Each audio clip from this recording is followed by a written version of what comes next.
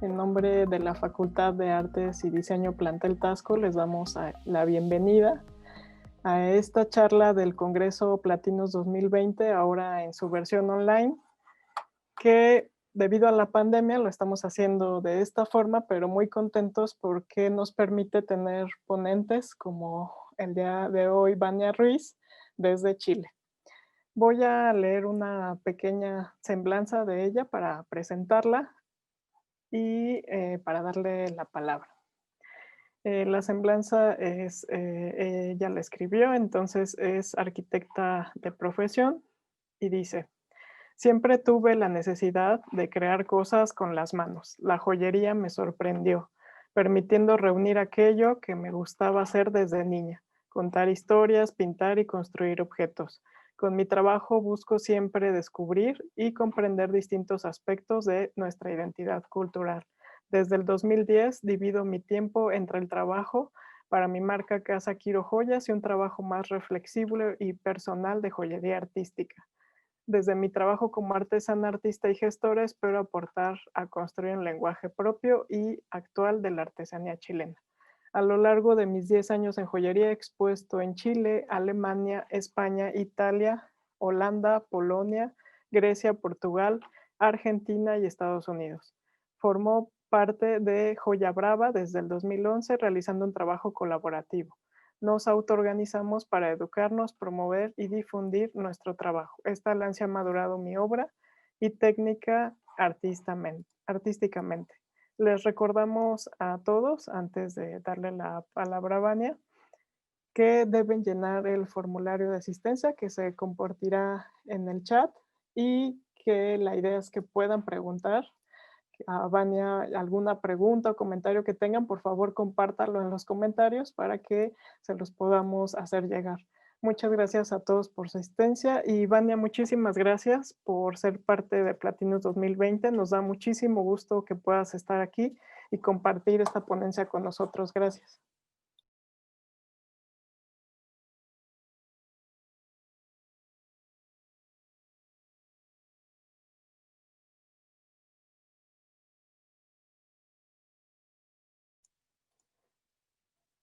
Ahí ya te vemos. Hola, hola, ¿todo bien? ¿Me escuchan? Sí, sí te escuchamos. Perfecto.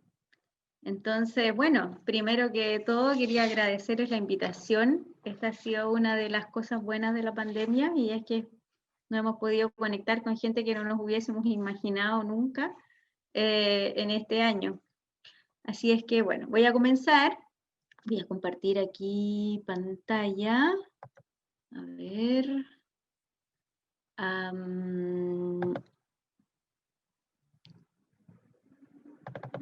ver ahí. Acá. Acá está. Mi presentación se llama La mujer que no soy y es de lo que les voy a hablar hoy. Yo nací en Valparaíso, en Chile. Soy la única hija de una profesora de inglés muy presente y un matemático encantador y algo ausente, que a su vez fueron hijos de campesinos, policía rural y dueños de casa. Toda gente de esfuerzo, de origen humilde y del campo. Mis padres pertenecen a la primera generación que fue a la universidad y eso cambió completamente mi herencia cultural. Siempre, como lo dijeron en la semblanza, tuve una necesidad por crear cosas, ¿no? Desde niña para mí, el hacer cosas con las manos, el dibujar, el color, pintar, hacer cosas manuales, siempre me han hecho fluir y me han remitido a momentos felices y creo que por eso siempre busco hacerlo.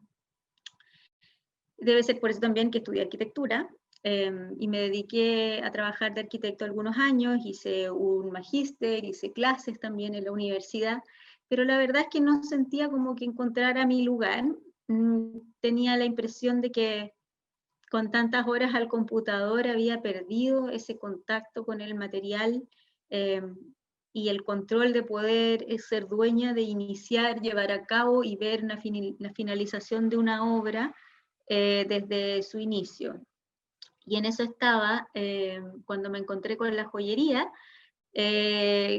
con la que empecé como un hobby después del trabajo. Empecé a tomar algunas clases con Carola Méndez, que fue mi primera profesora acá en Viña del Mar. Y fue casi inmediato que se me empezaron a florecer y a aparecer un montón de ideas, y creo que tenía casi como una abstinencia creativa que afloró muy rápidamente. Yo no soy joyera de formación, tampoco soy artista de formación, y a estas alturas ya tampoco me siento prácticamente arquitecto, porque la verdad es que hace 10 años ya que no ejerzo como arquitecto, y me sería bastante difícil, pienso, retomar ese trabajo, y menos trabajar para otras personas. Yo ya me acostumbré a trabajar para mí misma, además.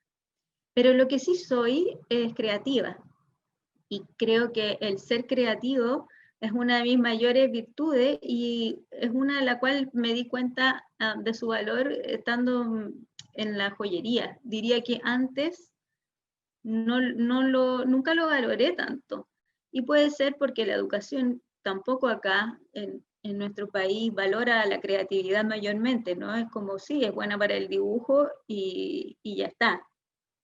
Pero la creatividad es importante para todos los aspectos de la vida, para resolver los problemas, para enfrentar las crisis, y también para poder aportar algo nuevo. Y en este ámbito me he encontrado con muchas personas creativas en la joyería, y lo interesante es ver que cada uno tiene en su obra un hilo conductor diferente que une todas las obsesiones o las cosas que lo seducen del mundo y que quiere entender. Y finalmente uno se da cuenta que siempre como que repite el mismo proyecto o la misma idea o busca las mismas cosas. En mi caso, mis obsesiones tienen que ver con la cultura popular, ligada a un mundo femenino que es doméstico, que yo lo veo poderoso y también invisible. Entonces, a ver, voy a avanzar aquí. Tengo que descubrir ahora cómo avanzo. Ahí estoy. Yo tengo dos partes. Mi trabajo se divide en dos ámbitos. Mi marca, que se llama Casa Quiro Joyas, que me hace muy feliz y es de lo que yo vivo. Y mi trabajo más artístico como Vania Ruiz, que es el que me da más sentido y que me hace aún más feliz. Pero a ese trabajo, por supuesto, que le puedo dedicar tiempos más acotados. Entonces, primero les voy a hablar de Casa Quiro Joyas y cómo nace. En el 2009 empecé a aprender algo de joyería, y en el 2010 armé mi marca. Tengo el taller en mi casa, siempre he estado en mi casa, y bueno, parte por eso se llama Casa Quiro. Y como nacimos, fue bastante circunstancial y casi accidental. La verdad es que yo llevaba muy poco trabajo hecho, tenía algunas piezas nada más, y me había puesto a experimentar con una alga chilena que se llama cochayuyo, que a nadie se le había ocurrido hace 10 años usarlo para joyería, y había aprendido a usar resina, un material que me enamoró y con el que todavía trabajo, por la versatilidad y las cualidades que permitían, tanto de volumen, transparencia, color, meterle cosas adentro. Y entonces le mandé a una amiga periodista algunas fotos de la joya, y ella lo distribuyó entre sus contactos y lo publicaron en la portada de este diario, que es uno de los diarios que tiene más tiraje acá. Y como lo pusieron en la portada y media página del interior, y en las mañanas leen en los matinales todas las portadas, bueno, en una cosa de día estaba recibiendo un montón de llamadas de teléfono de distintos canales de televisión, y fue muy divertido. Y me acuerdo que la mañana que iba caminando hacia el trabajo, iba yo mirando los kioscos y viendo esta portada de los distintos kioscos, y pensaba como si me iban a reconocer en la calle. Por supuesto que nadie me reconocía en la calle. Y llegué a ese trabajo, que era un trabajo nuevo que había empezado hacía 2 semanas, y dije, bueno, esto en realidad es como estas cosas que te pasan una vez en la vida, y es una anécdota, pero también yo podría darle una oportunidad y ver si puedo hacer algo con esta anécdota. Así es que renuncié a mi trabajo y me dediqué a Casa Quiro, que en ese tiempo era un soplete y un par de ladrillos arriba de la mesa del comedor y una nube tóxica de resina poliéster por todo el departamento. Y entonces me lancé. Bueno, mi trabajo como arquitecto había terminado porque con la crisis del 2009 cerró la oficina donde yo trabajaba y entonces nos habían repartido los trabajos pendientes y cada uno estaba terminando eso, así que me quedó mucho más tiempo para dedicarme a mi trabajo de joyas. Y esta es la primera colección que hice con esta alga cochayuyo, que es la que ven aquí en la pantalla, al lado izquierdo, que es esta alga chilena. Y que además es muy interesante porque puesta así en resina parece como imágenes microscópicas. Y ese es un trozo del alga. Entonces, a partir de esta exploración, empecé a conectarme un poco con las ideas de usar materiales chilenos y de evocar ciertos paisajes también. Así que continué con el trabajo y una segunda colección fue Valle Central, donde este fue mi primer paisaje que hice, de resina, con pigmentos y con curahuilla, que son esas ramitas, que son las que se usan para hacer la escoba. Y luego de un tiempo me di cuenta que en realidad eran muy evocativas del Valle Central, donde estaba la casa de mi abuela y donde precisamente yo jugaba en el campo, donde mi tío sembraba curahuilla. Así es que luego de un tiempo me di cuenta que en realidad siempre había estado conectado con mi imaginario. Y entonces lo que empecé a hacer fue evocar diferentes imágenes que yo tenía guardadas de Chile a través del uso de materiales locales en estas composiciones de paisaje. Acá está la escoba y las ramitas, esas son las curahuillas, y diferentes colecciones que empezaron a surgir. Este fue un anillo que presenté a un concurso que se hacía hace algún tiempo atrás de joyería contemporánea en Chile. Me gané un premio que se llama el Premio Aprendiz. Y yo aquí llevaba muy poquito tiempo haciendo joyería. Así que continué. Acá empecé a explorar con otra alga que se llama pelillo, con chía, con amapola. Bueno, iba usando en el fondo todo lo que encontraba en la cocina prácticamente. Iba armando estos paisajes.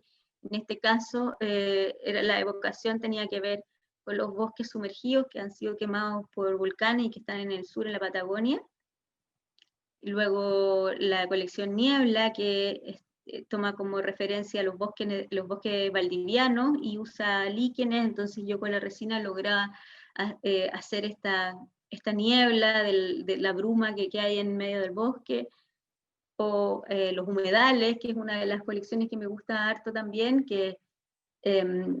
esta surgió porque yo iba a una feria en Valdivia, en el sur de Chile, y cuando cruzaba para ir a atender mi stand en las mañanas veía un paisaje más o menos parecido a esto, que era como en el amanecer empezaba a levantar una bruma por sobre los ríos y yo iba cruzando por un puente. Recuerdo tener esta imagen que se veía como un halo dorado entre medio de los juncos y entonces me quedó grabada esa imagen y para eso luego descubrí el pasto de hinojo y la hoja de oro de pan de oro de 22 quilates con el que yo podía evocar esta bruma y este brillo. Así, estas colecciones, yo les estoy mostrando una pieza de cada una, pero la verdad es que estas colecciones son completas, tienen varios modelos de aros, anillos y qué sé yo. Algunas ya las dejé de hacer y otras de vez en cuando voy haciendo algunas de las piezas. Esta otra colección se llama Siempre Viva y toma como referente los paisajes del desierto y los cementerios. Acá hice algunos vaciados en resina, también siguiendo un poco con la línea anterior, estos eran los Sagrados Corazones, donde tomé conchitas de picoroco, hice vaciados en resina y piezas con cobre. Y el año 2016 hice esta colección Pacífica, que la presenté en Joya Barcelona, donde empecé a explorar también con aditivos, aquí usé un aditivo cementicio con la resina, y empecé a explorar también otros materiales como cauchos de dentista, donde yo podía tallar sobre el molde y luego vaciar y crear texturas diferentes, donde la inspiración inicial eran estos objetos que se pierden en los naufragios y a los que les comienza a crecer vida alrededor y que luego ya no se sabe cómo eran originalmente. y entonces hice una colección completa de eso. Usé algunas cadenas encontradas en Mercado de las Pulgas, bronce también fue el material que elegí para esto. Y el 2016 tuve la fortuna de ir al Carnaval de Oruro en Bolivia. Yo ya venía estudiando algo sobre la devoción a la Virgen y por lo mismo me interesó ir a este carnaval. Y me sorprendí mucho con la estética, los bordados, los colores, el exceso por sobre todo. Y comencé a hacer algunas piezas en metal y a explorar, pintar, en este caso sobre metal, pero esto fue un trabajo bien acotado, y que luego sí derivó en mi trabajo de Casa Quiro, en estas piezas y en esta colección que se llama Garabatos, donde yo hago como una conexión con estos dibujos que uno hace en el cuaderno cuando está hablando por teléfono y hace estos garabatos sin pensar y resulta que después tiene todo el cuaderno rayado. Esa es como el origen de esta colección, donde tomo toda esta estética que me influenció de los carnavales, de las imágenes del desierto, y además trabajo la resina con textura, que era algo nuevo, y con pintura con brillo, que me permite hacer que esta textura aparezca. Y esta es una de las colecciones que más me entretiene hacer, porque la verdad es que son casi todas piezas únicas y bien inesperadas, y estas las hago todas prácticamente sola, porque las voy pensando en el momento. Así que esta colección yo todavía la continúo haciendo. Y esta es mi más reciente colección, y esta proviene de estos aros que ven acá a la izquierda. El año pasado el Museo de Arte y Diseño de Nueva York, el MAD, me invitó a una feria que hacen anualmente que se llama LUT. Me invitaron con mi trabajo de joyería artística, que les voy a mostrar después. Y para eso desarrollé varias piezas únicas. Y una de esas fueron estos aros. Y estos aros no los vendí, entonces los traje de vuelta. Y un día los estaba mirando y dije, esto se parece como a unas alas de mariposa, y justo tenía hecho unos moldes con forma de alas de mariposa.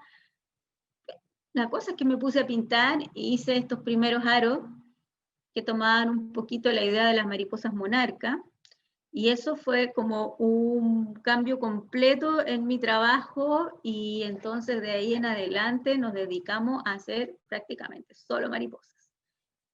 Y ahí yo me entusiasmé y me he puesto desde entonces a estudiar un montón de mariposas, y cada vez los patrones son más reales y más fieles a las mariposas de verdad.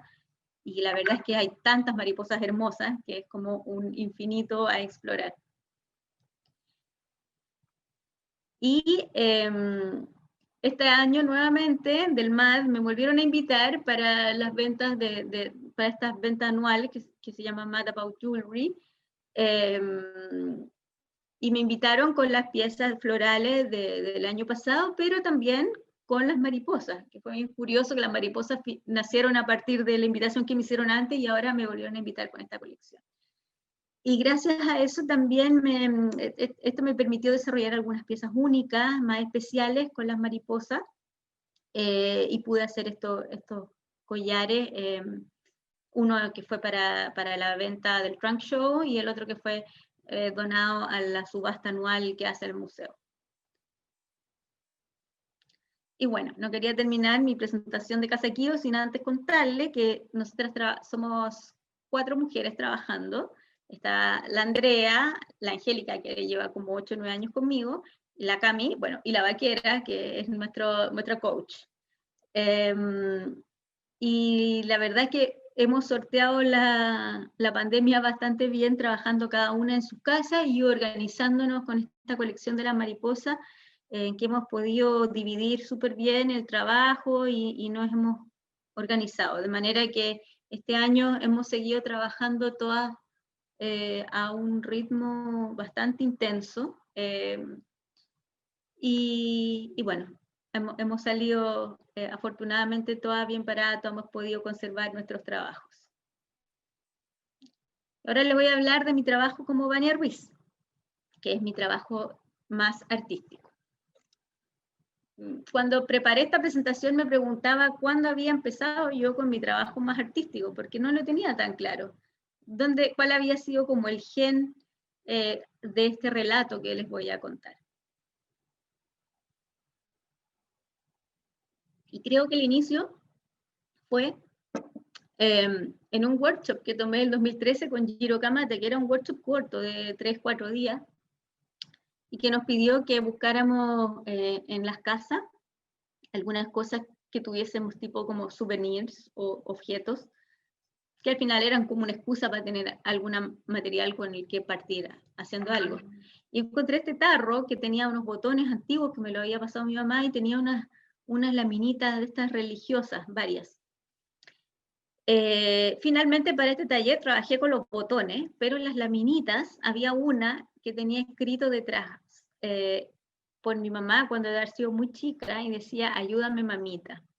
Y a mí eso me provocó como un impacto muy grande porque yo pensaba que qué le estaría pasando a mi mamá en ese momento de su niñez para pedir ese grito de auxilio.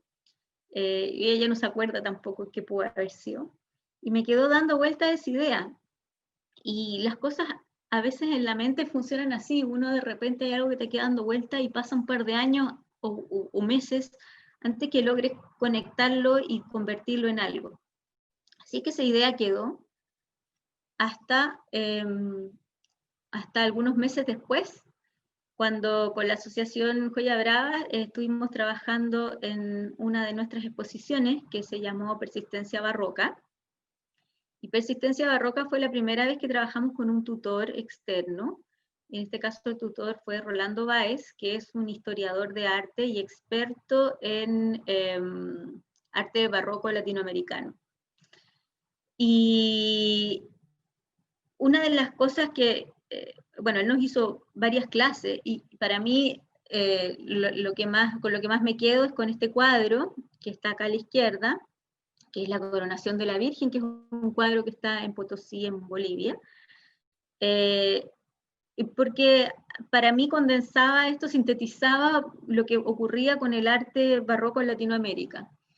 El arte barroco tenía un fin evangelizador, y era justamente, estaba dirigido a evangelizar a los indígenas que no sabían leer. Por lo tanto, la manera en cómo las obras se comunicaban eran la única forma en que alguien podía entender algún mensaje. Y por eso es que los cuadros acá no tenían perspectiva, ni les interesaba mucho la técnica, ni la iluminación, sino más bien el cómo contar estas historias. Y por eso parecían una suerte de cómic, donde uno veía muchos símbolos metidos en una misma obra. En esta obra, por ejemplo, que están coronando a la Virgen, está Jesús, está el Padre, está el Espíritu Santo, están los arcángeles, está la luna, el sol, acá están los reyes de España y acá atrás está el rey Inca, y esta Virgen también se confunde con el cerro, que era la deidad de la Pachamama, una divinidad femenina de los pueblos originarios.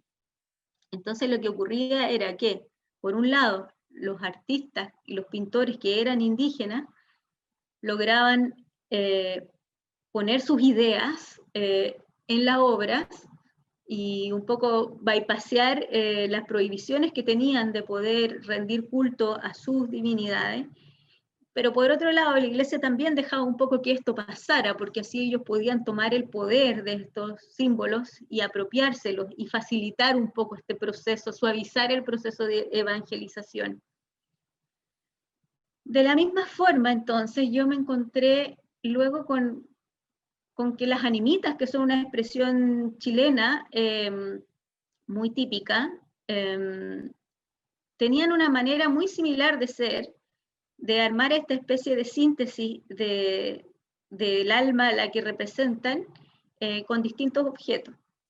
Las animitas son casitas que se hacen generalmente en el camino, cuando alguien muere de manera accidental o de alguna manera muy violenta, y lo que se cree es que el alma queda errante, entonces los familiares les hacen estas casitas para poder rezar y ayudar al alma a pasar al siguiente estado, porque no puede encontrar su camino para seguir.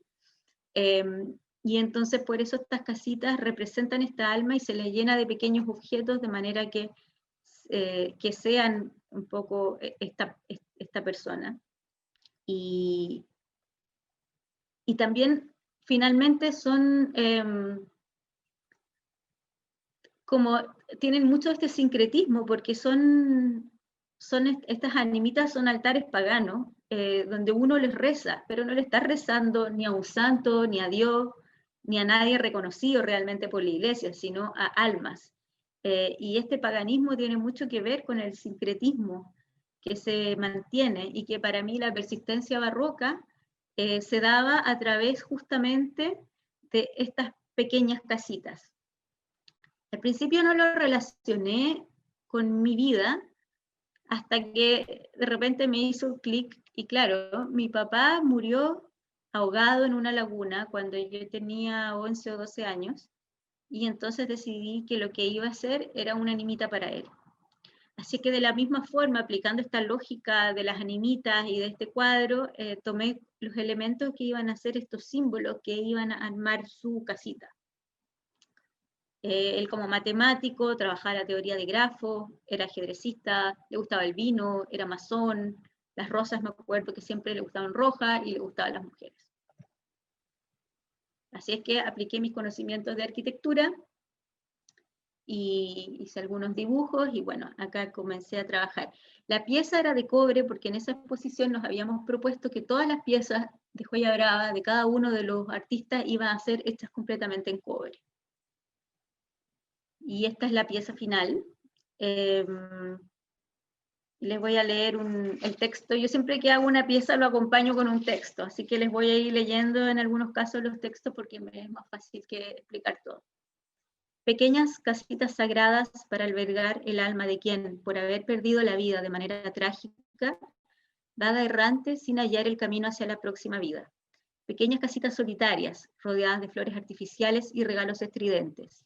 Un hogar para el alma y un lugar para recordarla. Pequeñas casitas milagrosas de almas que, sin ser santas, conceden favores a los vivos a cambio de velas y plaquitas. Mezcla de catolicismo y animismo indígena. Acto de fe popular.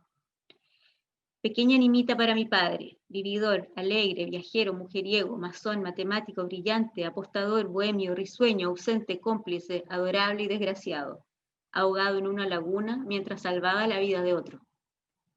Pequeña animita para llevarte conmigo. Ayúdame, papito.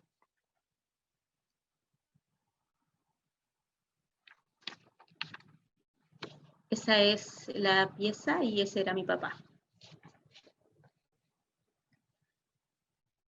Cuando había terminado hacía muy poco esta pieza, me encontré por una noticia en el diario sobre un grupo de mujeres en el norte de Chile, en el norte es donde está el desierto, que estaban reviviendo el arte de las coronas funerarias que se hacían de hojalata, y que es la manera en que en el desierto se decoraban las tumbas, porque en el desierto no crecen flores prácticamente. Entonces las coronas se hacían, y antiguamente se hacían de metal, que era el material que estaba disponible, y que lo rescataban de tubos de pasta de dientes o de lo que fuese que pudiesen reciclar. Pero con el tiempo esto cambió y luego se empezaron a hacer de papel y ahora incluso se hacen de goma eva. Entonces estas mujeres habían comenzado a rescatar este arte, y justamente cuando las coronas pasa un tiempo ya se oxidan y quedan así. Y esto inmediatamente me conectó con lo que yo venía haciendo de la animita. Era prácticamente como casi una continuación. Así es que me puse a investigar sobre esto, porque yo siempre hago como pequeñas investigaciones con cada trabajo. Y entonces desarrollé una serie que se llamó Siempre Viva, donde tomé las ideas de las coronas de flores y estos paisajes desérticos, los empecé a recrear con las técnicas que yo usaba de usar distintas cosas, condimentos, palitos de canela, etc. Y mantuve el material del cobre porque me remitía a esta oxidación natural que iban sufriendo las coronas. Que desarrollé piezas bastante grandes, y como les mostré antes, igual hice algunos aros, bueno, aquí se ven la foto, un par de aros, pero igual era gracioso porque había gente que le daba como pudor usar animita o o joyas que hacían referencia a la muerte, porque en realidad a nadie le gusta hablar de la muerte. Y es curioso que a nadie le gusta hablar de la muerte, si es de lo único que estamos seguros. Bajo un pasto perfectamente podado se halla enterrada la muerte, una muerte estándar en un cementerio importado, higienizada, sobria y silenciada, como si al legarla desapareciera. Esta serie trabaja desde el imaginario popular de la muerte colorida, comunitaria y recordada, que es una mezcla del catolicismo y el animismo indígena. La muerte como era antes de que decidiéramos censurarla, donde los ritos y la devoción esmerada de la decoración nos traía de vuelta a los que no estaban.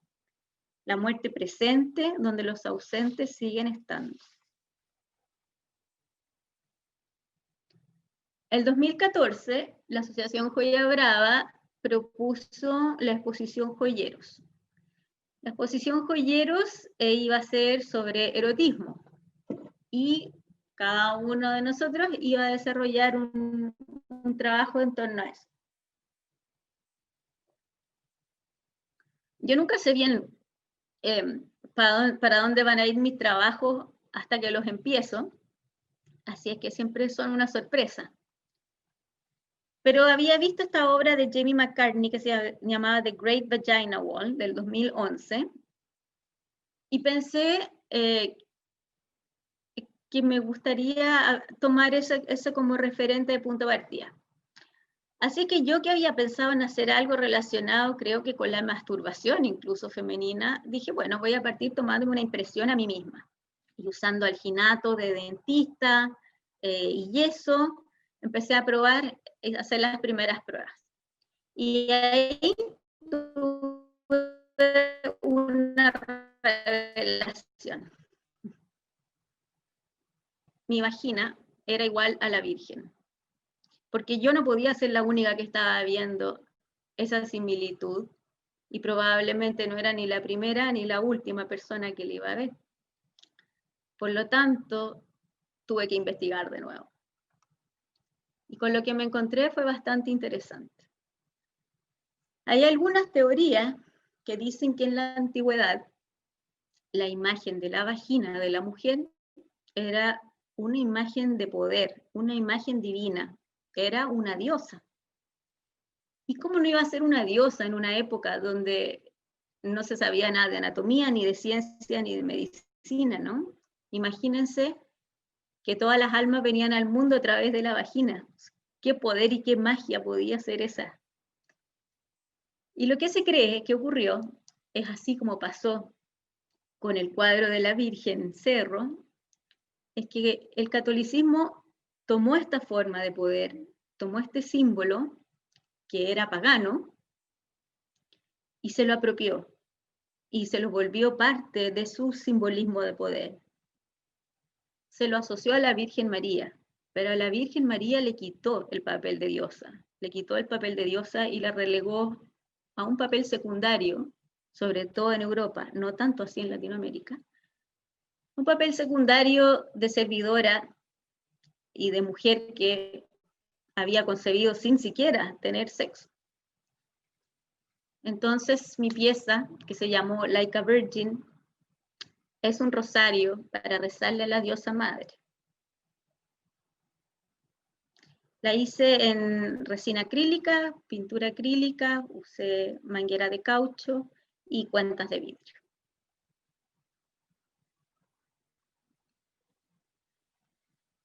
Entre el 2015 y el 2016, con Joya Brava, desarrollamos nuestra siguiente exposición, que se llamó Relatos Habituales. Jorge Manilla, muy querido amigo y maestro, nos propuso esa vez comenzar a trabajar en base a las reparaciones caseras y todos estos arreglos improvisados con los que nosotros tendemos acá, probablemente en Latinoamérica, a resolver nuestros problemas, ¿no? La improvisación y la precariedad son parte de nuestra cultura. Y yo me remití a los recuerdos que tenía en casa de una de mis abuelas, que vivía en el campo, que tenía mucho de este tipo de reparaciones y arreglitos para poder solucionar cosas. Pero finalmente me quedé con las fundas que ella le hacía a las cosas de la casa. Entonces me llamaba mucho la atención y todavía me acuerdo que había una tele chiquitita en blanco y negro y que siempre tenía su perfecta funda. Y su funda tenía abuelitos, tenía cintitas, tenía blonda, tenía flores, y era una funda hermosa que le había hecho a la medida para la tele. El tubo del gas tenía otra funda, igualmente bonita, y la radio tenía un pañito que lo tapaba.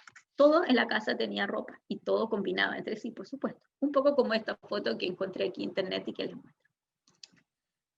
Entonces esta costumbre de vestir los electrodomésticos a mí me empezó a intrigar y pensaba que era interesante cómo en una época de un Chile que era bastante humilde, donde no había acceso a estos artefactos, cómo cuando las personas podían acceder a ellos, cómo se les cuidaba, porque además eran artefactos que duraban prácticamente toda la vida, no estaban hechos para durar 2 o 3 años. Y por lo tanto eran un símbolo de muchas cosas, ¿no? Y se les protegía con estas fundas que hacían sus propias dueñas, que eran siempre como excesivas en su decoración. Y yo veía que había una idea del amor, de este amor doméstico que se materializaba en este tipo de adornos. Y me puse a probar a hacer mis propias fundas. Y yo no le pego mucho a coser, ¿no? Mi abuela, por supuesto, y mi madre son súper buenas haciendo cosas con las manos, pero yo no heredé esto de coser y bordar. Como sea, empecé a hacer fundas de distintos objetos, y en mi propia forma comencé a hacer moldes de yeso, que luego fui vaciando, pero los fui vaciando, fui haciendo el positivo con un material que es la caucho silicona, que yo normalmente uso como molde de mis joyas, pero esta vez lo usé como el material de la joya. Así que me remití a este colorido que recordaba haber visto en las funditas de la casa de ella, y comencé un proceso de ir tomando copias de las fundas originales que yo había hecho, desarmándolas, interviniéndolas, pegándolas y armando capas, hasta llegar a crear algo más o menos como eso.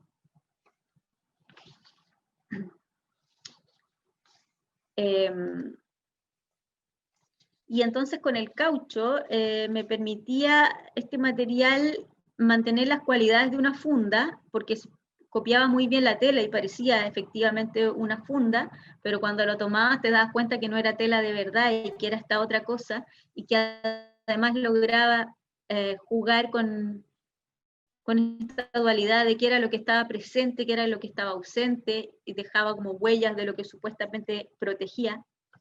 Por lo tanto, me gustó mucho este juego, y me preguntaba, si bien mi abuela protegía las cosas de la casa, ¿qué era lo que yo quería proteger hoy, no? Ya no son las cosas de la casa, sino que las que me permiten salir de mi casa segura, sin culpas, sin miedo de no volver, sin miedo de que me peguen, sin miedo de que me agredan, sin miedo de que me toquen. Y bueno, entonces esta serie, que fue una serie bien acotada de piezas, no son muchas, empezó a crecer en esta sobreprotección y este exceso de adornos, y estos son 2 de los broches. Acá volví a usar el molde de la idea de la Virgen. Esta es mi abuela, todavía está viva, bueno, están mis 2 abuelas vivas. Los que se mueren son los hombres, no queda ninguno vivo en la familia. Así que, ojo ahí. Y después hice una última pieza de este trabajo, que lo presenté a la primera Bienal Latinoamericana de Joyería Contemporánea de Buenos Aires, 2016, y con esta me gané el 2º premio. Ahí está, y el texto que lo acompañó es así. En un continente violentado por la conquista, donde la figura masculina simbolizó poder y sufrimiento, fue la imagen de la Virgen, Madre compasiva, y no la de Dios, Padre castigador, aquella que despertó la devoción más ferviente. La Virgen como las madres protectoras que nos unen.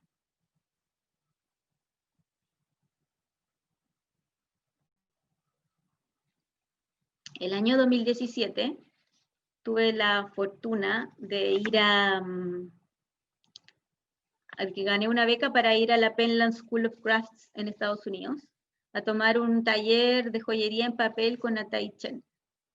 Yo iba con esta imagen en mi mente, que es una foto que tomé de uno de los cementerios del desierto, de una de las coronas de papel que se hacen ahora. Pero esta corona la fotografié un año después de que fuese puesta ahí, más o menos un año después. Y entonces ya estaba un poco desteñida y el papel tenía como un peso y una caída mucho más natural que como son al principio, que son así muy tiesas. Y la verdad es que esta imagen todavía me sigue encantando. Y es de esas cosas que como que uno dice, wow, quiero hacer algo con esto, pero ya es tan perfecta en sí misma que no sabría qué hacer. Que lo pueda tomar y hacer algo aún más hermoso que esto. Pero de todas formas, comencé a explorar esta idea de la decadencia de los materiales con bolsas de té y empecé a coser, volviéndome un poquito hacia este mundo manual femenino y empecé a trabajar el volumen, un volumen de forma bastante libre y poco controlada, que yo no sabía cómo iba a terminar siendo. Siempre me ha gustado hacer cosas como piezas de ese tipo, donde yo pongo un par de reglas y el resto es como un resultado que yo no puedo controlar. Y a través de este trabajo me volví a conectar con esa forma de trabajar que me gustaba mucho y que hacía tiempo que creo que no la había podido desarrollar de esa forma. Este fue un taller corto de 2 semanas y cuando volví a Chile, en Joya Brava se estaba preparando una nueva exposición y una nueva tutoría que se iba a llamar Interiores.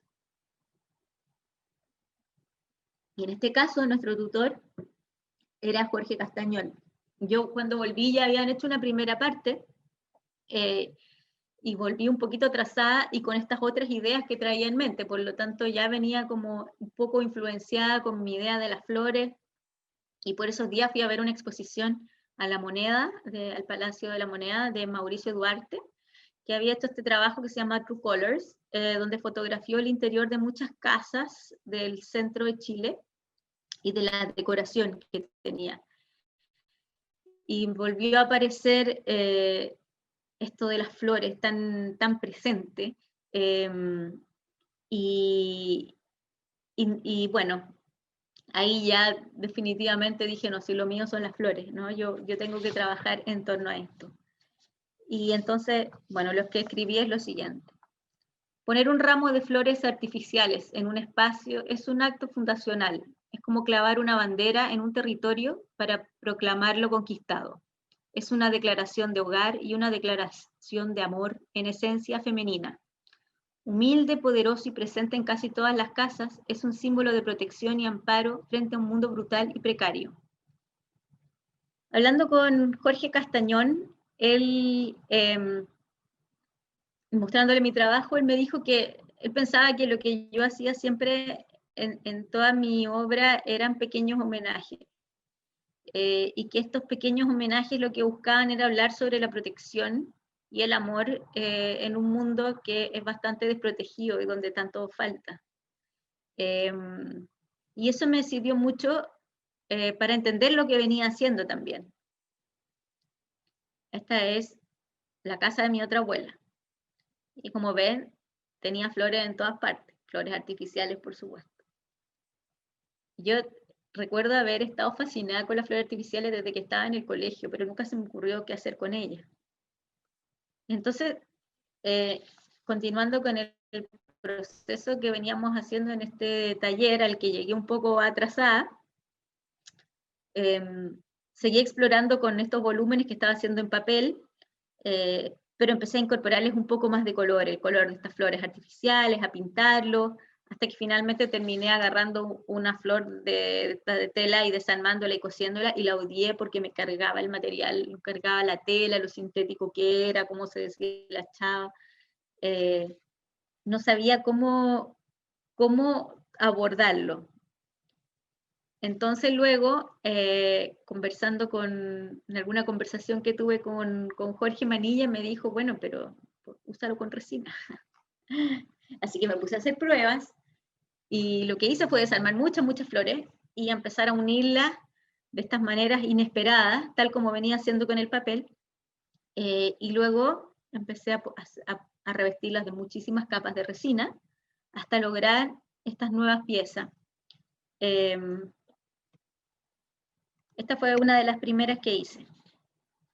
Si se fijan, tiene algo bien como de criatura marina, y tiene mucho color, y además intervine sobre ellas y pinté, así que fui recogiendo un poco de todas las cosas que venían pasando. Mi exploración instintiva y lúdica se volcó hacia un universo materno y fértil que coincidió con mi embarazo. El uso del textil y resina crea cáscaras resistentes pero ligeras. Un jardín de criaturas que viajan solitarias, exuberantes, coloridas, monstruosas y maternales. Acá otro prendedor. Un anillo. Me entretuve un montón. Y pasó con esta exposición. Estas primeras piezas no son las que hice para Joya Brava, las hice para una exposición con otras joyeras amigas, Rita Soto, Valeria Martínez, Ana Nájar, que hicimos una exposición que se llama Chilean Cocktail y la presentamos en Múnich. Y para hacer esto yo tenía como un mes, pero supongo que fue la energía del embarazo que me permitió en un mes hacer como todo este universo, y que además son de las piezas que creo que más me han gustado de las que he hecho. Me siento más representada también, con el color, el volumen.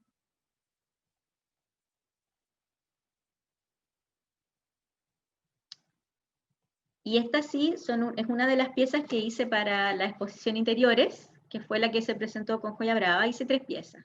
Hice este prendedor, este anillo, y este anillo este año fue publicado en la portada de la revista Metalsmith de Estados Unidos, y fue publicado a propósito de mi participación en LUT el año pasado, que fue para mí una súper buena experiencia, porque además por primera vez pude como hacer estas piezas que son tan especiales para mí, las hice como pensando en su venta. Y yo cuando hago este trabajo generalmente no lo hago exigiéndole además ser vendidas a estas piezas, ¿no? Lo que me gusta de estas piezas son los momentos de reflexión que me regalan. Pero aún así fue un tremendo regalo participar en esta exposición y poder mostrar todo este trabajo.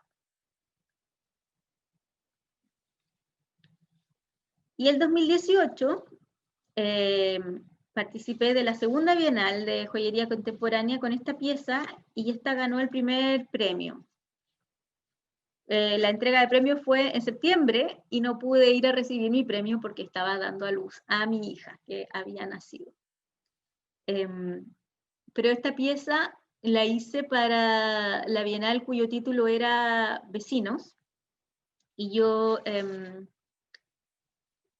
tenía en mente lo que veía que estaba ocurriendo mucho en Chile, que era este fenómeno de la inmigración, de que todavía no se hablaba tanto, y que hoy, luego de todo lo que ha pasado en Chile, sí ha tomado una relevancia, porque uno ve las condiciones difíciles por las que están pasando nuestros nuevos vecinos que se vinieron a Chile buscando una mejor vida, y bueno, se toparon con lo que nos ha pasado. Este era el texto que acompañó esa pieza. Colombianas, dominicanas, venezolanas, haitianas, centroamericanas. La exuberancia de las nuevas vecinas va colonizando nuestra recatada feminidad. desplazando el adorno desde un ámbito doméstico e introvertido al protagonismo urbano y extrovertido de estas criaturas exóticas.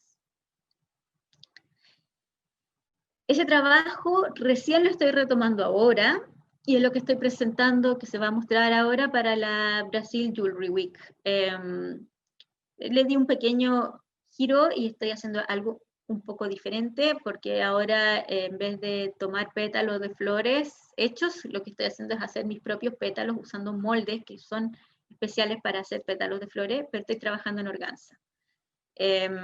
Y estoy usando todas las técnicas del nail art, y estoy muy entretenida, la verdad, porque es un mundo infinito a explorar de materiales y de distintas técnicas y tecnologías que se han ido desarrollando para este tema del adorno corporal de las uñas, y que además los han traído fuertemente las inmigrantes, y ahora los centros de la ciudad están llenos de salones de uñas que antes no se veían tanto. Esta es una de las piezas que no las voy a mostrar completa, pero es un poco la idea de lo que estoy haciendo. Y ya con esto cierro. Esto también es un trabajo que está en proceso con nuestra última tutora, Francisca Cueitel, que todavía no hemos cerrado, que quedó un poquito parado con la pandemia. Pero bueno, aquí les cuento. La protección, el cuidado de otros, la crianza, la creatividad, el trabajo manual son cualidades propias de un mundo femenino. Cualidades que han sido subestimadas, así como también el valor que guardan. Y fueron subestimadas no solo por el mundo masculino, sino que también por las mujeres, que luego de tener acceso a la educación y al trabajo, salen con frases como: esa no es más que una dueña de casa, o esa mujercita de su casa que no ha hecho más que cuidar a sus hijos, o maltratan a las personas que cuidan a sus propios hijos. Mucha de la sabiduría ancestral femenina yo no la heredé, y ha sido a través de la joyería que he podido admirar y encontrarme con esa mujer que yo no soy, y de la que tengo tanto por aprender. Muchas gracias. Ahí están mis datos de contacto. Y bueno, ahora voy a cerrar la presentación para volver. Muy bien, pues muchísimas gracias, Vania. Lo que nos compartes, tu trabajo es maravilloso, todo lleno de color, de creatividad, de emociones. Creo que todo lo que nos platicaste sobre tu vida, algunas cuestiones muy personales, pues agradecemos porque refleja muy bien tu proceso creativo, tu marca Casa Quiro. Es muy interesante cómo encontraste esta necesidad de crear desde pequeña, de acercarte a los materiales, que muchos como artistas, diseñadores nos sucede, y que no tenemos cercanos, familiares que hacen arte, que diseñan, es difícil luego de explicar esta necesidad. Y es muy interesante también cómo te inspiras en tu país, en tu cultura, que se reflejan también a través de tus piezas.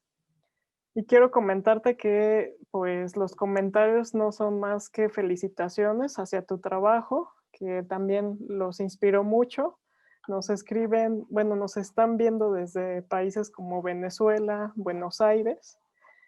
Y te voy a compartir algunos de los comentarios porque ya tenemos algunas preguntas. Jorge Manilla comenta que qué bueno verte y escucharte.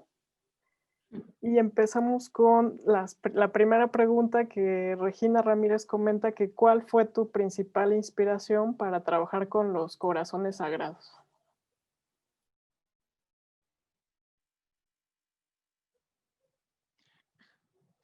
Bueno, resulta que en el prendedor que mostré, que estaba del lado izquierdo, tenía forma de corazón.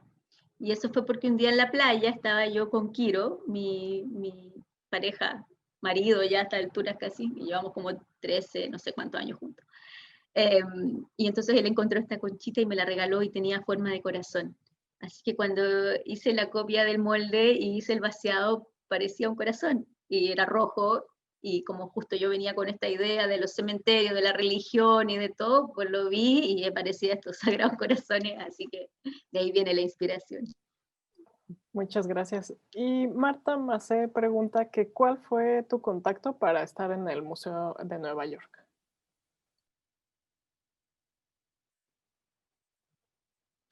Hoy se me fue ¿me puedes repetir que se me Sí, fue tu claro, ahí audio? me Ahí sí. escuchas bien.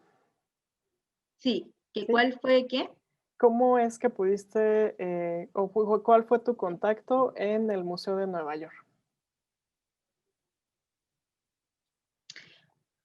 Bueno, la verdad es que a mí me contactó la curadora. em, un día recibí un correo y después nos vimos en Múnich cuando presenté esta colección floral y luego ya me invitó. Pero en el Instagram de Joya Brava hay una serie de lives que hicimos y ahí está el live con la curadora Braina Pom, si quieren escucharlo, y ahí pueden saber un poco más cómo ella elige a las personas, qué es lo que busca. Así es que si quieren ver ese live que hicimos las dos, ahí pueden obtener muchísima más información de cómo contactarla y ver si el trabajo que ustedes hacen piensan que tiene como que se ajusta a más o menos o no de lo que ella podría buscar. Muy bien, gracias. Igual leerte algunos comentarios de Sole Joyería. No deja de sorprenderme el ser humano, pese al dolor, la tristeza y el sentimiento de pérdida. A través del arte puedes transmutar todo sentimiento y materializarlo. Tu trabajo proyecta tantas cosas y sin dudarlo me conmueve. Felicitaciones. De Aurelia Chirinos, ¿cuánta carga emotiva transmiten las joyas de Vania Ruiz? Tocan, afectan, mueven, remueven, me genera vínculo e identificación. Dolores Corgan dice que se pasaron con esta presentación porque ha sido algo tan bonito que muere de ternura y que la ha disfrutado muchísimo. Muy buena la joyería, qué bello este proyecto de las ánimas y tu trabajo personal, muchas emociones, mucha carga simbólica en una pieza de joyería para usar. Soy fan de tu trabajo, ¿cómo ves el lugar de la joyería latinoamericana? Más bien esa es la pregunta. ¿Cómo ves el lugar de la joyería latinoamericana frente a las marcas europeas o de otros países? Bueno, si hablamos de marca, es que yo tiendo a separar estos dos universos, ¿no? El de la marca de este trabajo más artístico. Y siento que a mí me da mucha más tranquilidad no exigirle a los dos estar juntos en una misma cosa, porque cuando pienso en marca, tengo que pensar, ok, ¿cuántos de estos vamos a hacer? ¿Cuánto tiempo nos toma? ¿Quién hace qué parte? ¿Cuántos son los costos? ¿Cuánto es la utilidad? ¿Cuánto es el contador? ¿Cuánto hay que pagar? ¿Cuánto sale el envío? Son demasiadas cosas que hay que pensar cuando tú estás hablando de una marca y de un producto. Si lo vas a poder repetir o si es una pieza única, entonces, cuánto te tardas, cuántas alcanzas a hacer, porque a lo mejor hay un aro que te encanta, pero resulta que el tiempo que te toma alcanza a hacer 10 de los otros modelos, entonces no puedes cobrar 10 veces el valor de uno. Y bueno, hay mucha información ahí. Entonces, yo separaría, si estamos hablando de marcas, europeas respecto a marcas latinoamericanas y trabajo artístico. Entonces, como yo siento que como latinoamericanos tenemos muchísimo que decir. De hecho, en cuanto a joyería artística, todavía estamos bastante jóvenes y estamos, siento que recién reconociéndolo y recién eh, empezando a encontrar una voz propia. Porque casi siempre pasa que al principio uno parte un poco tratando de agradarle al otro, ¿no? Entonces uno parte tratando de parecerse a los europeos para que a uno lo acepten. Y resulta que no hay nada menos interesante para un europeo que te vayan a mostrar joyas que se parecen a las que hacen ellos.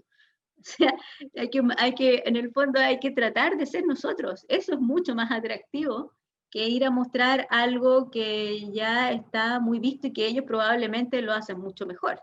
Ni el minimalismo, ni, bueno, no sé, en tantos aspectos, tanto en arquitectura, en decoración, en diseño y por supuesto también en joyería.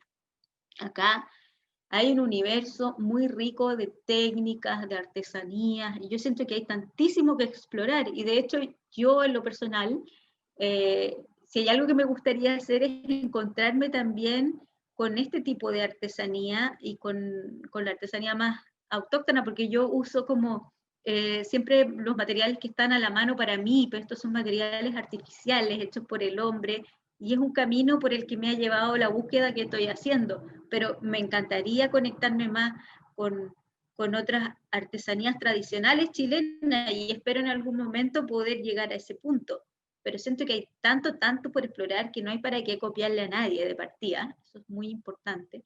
Y tampoco copiarnos entre nosotros, porque eso también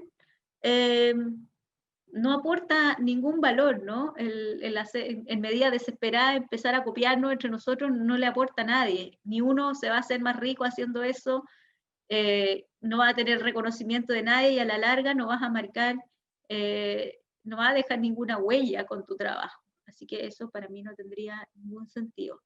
No sé si respondí la pregunta, como que me fui para cualquier parte. Yo creo que sí, igual muchas gracias. Y tenemos otra pregunta de Irving Olalde. Vania, me gustaría saber cuál consideras que puede ser una plataforma de difusión para joyería contemporánea para autores que inician, estudiantes que en la misma condición de iniciar se carece pues de una infraestructura institucional. Bueno, respecto a la instrucción, yo le quiero comentar que acá en Chile, y probablemente a muchos les pasa en varios países de Latinoamérica, que la carrera de joyería no existe a nivel formal como universitario, entonces no se imparte como una carrera propiamente tal, y son escuelas privadas y más pequeñas las que hacen el esfuerzo por entregar este conocimiento, pero sin, por supuesto, un apoyo del Estado. Entonces no hay becas, no hay apoyo para infraestructura, así que es un trabajo bien a pulso que hacen los que hacen clase, los que tienen escuela,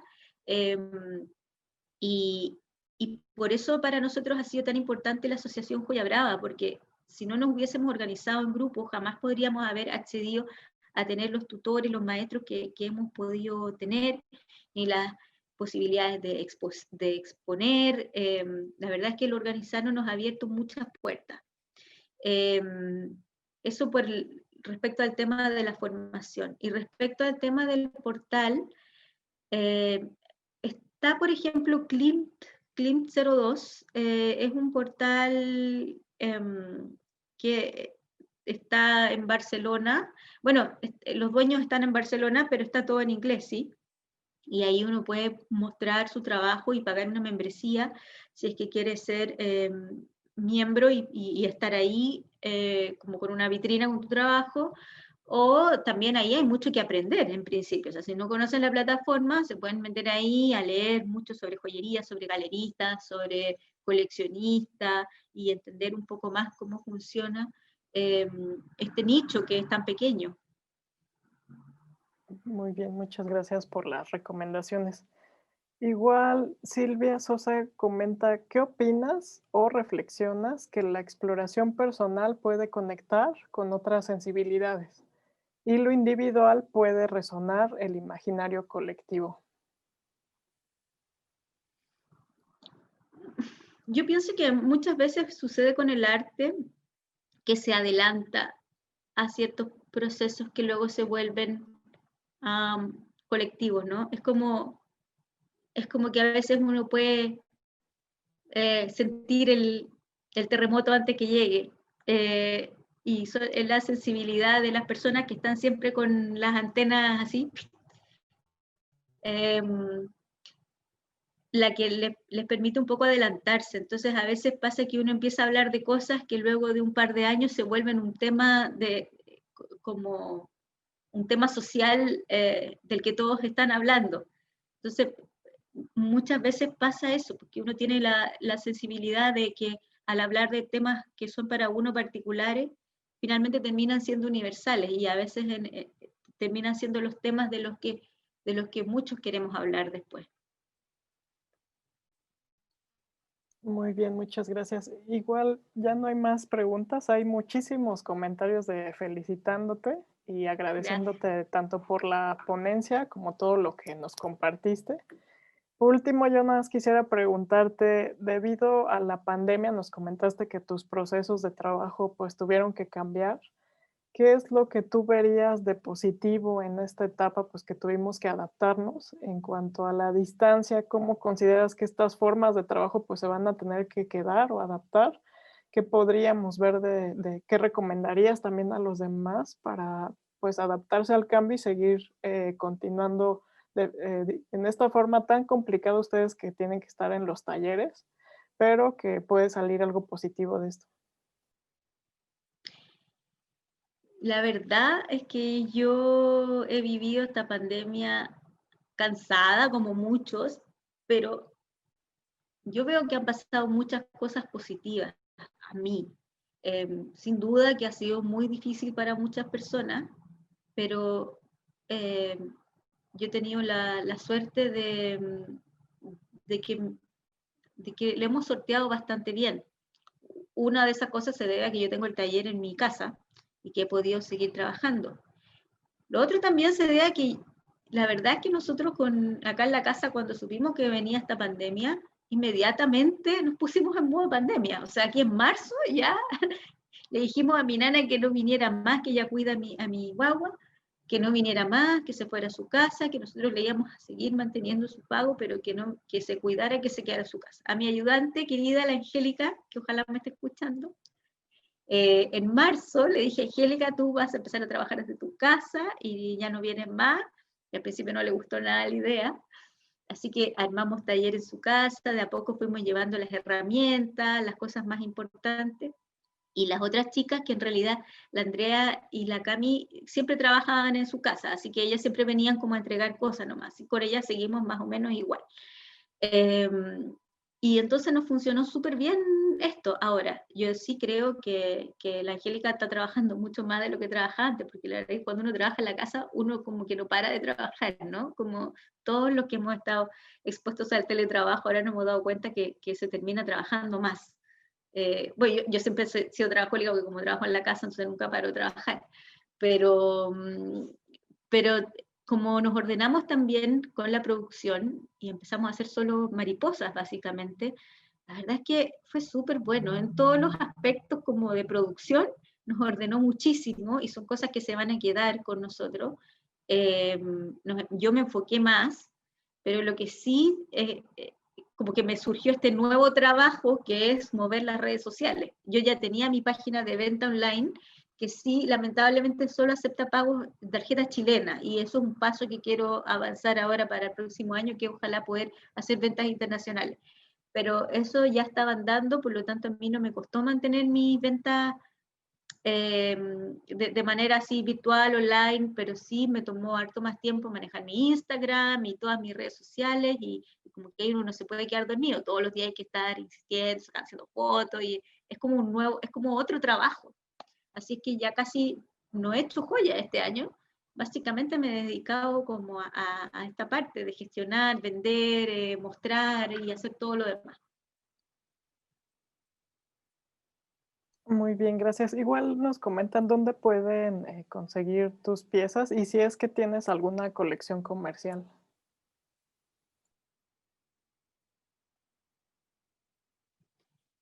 ¿Me puedes repetir lo último? ¿Dónde pueden qué? Conseguir tus piezas y si tienes alguna colección que sea Se comercial. me fue el... Ah, bueno, miren, pueden verlas en casaquiro.cl, pero no las pueden comprar directamente de ahí porque, como les digo, no acepta todavía pago internacional. Pueden ver algunas en la tienda del Mad Museum de Nueva York, ahí hay piezas que están a la venta. Y bueno, por último me pueden escribir por interno, ¿no? Por Instagram, Casaquiro, y me pueden preguntar a ver si lo podemos hacer por PayPal o de alguna otra manera. Muy bien, muchas gracias. Igual recordarles que en nuestra página de platinos, fat.tasco.unam.mx/platinos, ahí pueden encontrar tanto la reseña de Vania como todos sus contactos de redes sociales para que puedan seguirla también. Y pues Vania, la verdad es que fue un honor para nosotros tenerte en esta edición de Platinos 2020. Si algo positivo vemos de esta pandemia es que puedas estar pues aquí compartiendo con nosotros. Te agradecemos mucho, aunque la invitación sigue en que algún día puedas venir a Taxco a visitarnos aquí a México. Y en nombre de la Facultad de Artes y Diseño, pues darte las gracias por esta ponencia. Y nada más recordarles que a las 5 tenemos la exposición con el doctor Luis Equigua de CIDI de la UNAM y recordarles que el formulario para asistencia de esta conferencia estará abierto 15 minutos más y les agradecemos a todas y a todos por estar acompañándonos en esta sesión. Creo que le compartiremos a Vania todos los comentarios de felicitaciones, agradecimientos hacia ella y a su trabajo. Muchas gracias, Vania. Bueno, muchas gracias a ustedes y lo último que le quiero decir es que yo ya conozco Taxco porque fui cuando tenía 19 años, hace millones de años atrás, y fui con mi mamá, pero todavía yo no sabía que me iba a dedicar a la joyería. Entonces, ahora tengo que volver absolutamente, o sea, igual me acuerdo que me compré un montón de cosas, pero tengo que volver absolutamente a Taxco, así que les voy a cobrar la palabra. Además, teníamos un proyecto para ir a México este año que se cayó y no pudimos ir, así que tengo muy pendiente México. Sí, perfecto, claro que con mucho gusto aquí tienes las puertas abiertas y en cualquier momento esperamos tenerte aquí. Muchas gracias. Ya, pues muchas gracias a ustedes.